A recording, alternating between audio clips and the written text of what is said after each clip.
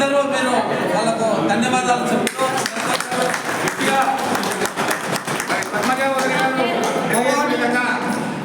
అందరూ కూడా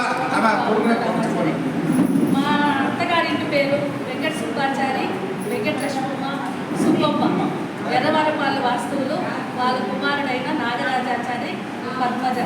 మా నాన్న పేరు ఉత్తరాది ఆదినారాయణాచారి, కామాచారి. వాళ్ళ దంపతులకు జన్మించిన పద్మజ నేను. నాకు 4 అమ్మాయిలు, 1 అబ్బాయి.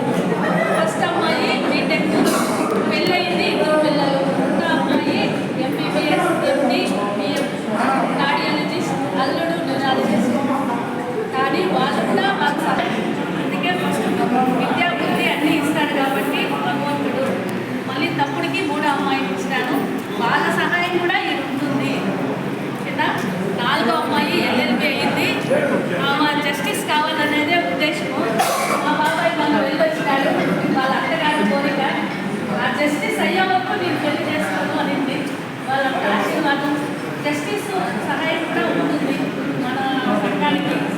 అది నేను చెప్పకపోయినా మా అబ్బాయికి చెప్పింది అమ్మాయి సుధారాణి. ఏమైనా జడ్జి గారు కానీ వాళ్ళు వంతు సహాయంగా ఇక్కడ మనకి స్థలం కావాలా, జడ్జి గారు పోయించాము, కలిసి వచ్చాము. కానీ వాళ్ళ వంతు సహాయంగా గాంధీ గారు ఇక్కడ చెప్పారు. ఖచ్చితంగా వాళ్ళు వాళ్ళ అన్నదమ్ముల తరపున కూడా నేను సాయం. వాళ్ళు లండన్లో ఉంటారు. వాళ్ళంతా సహాయం వాళ్ళకు ఉంటుంది. నా మాటకు వద్దని. 5వ అబ్బాయి కుమార మణికంఠ. ఆయనకి మంచి ఆరోగ్యము, ఆయుష్, విద్యాబుద్ధి ఇవ్వాలని కోరుకుంటున్నాను. ఆయన ప్రస్తుతానికి టాటా కంపెనీలో పనిచేస్తాడు.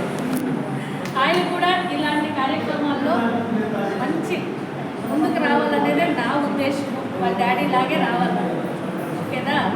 అలాగే మనందరూ కూడా మంచి విద్యాబుద్ధి కావాల పిల్లలకి అనేది నా ఉద్దేశం. కలిసికట్టుగా ఉన్నాము, అర్థమైనా.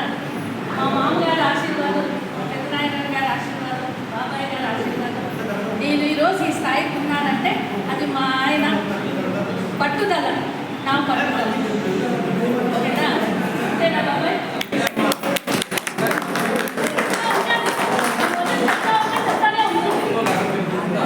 ఒక గంట స్పీచ్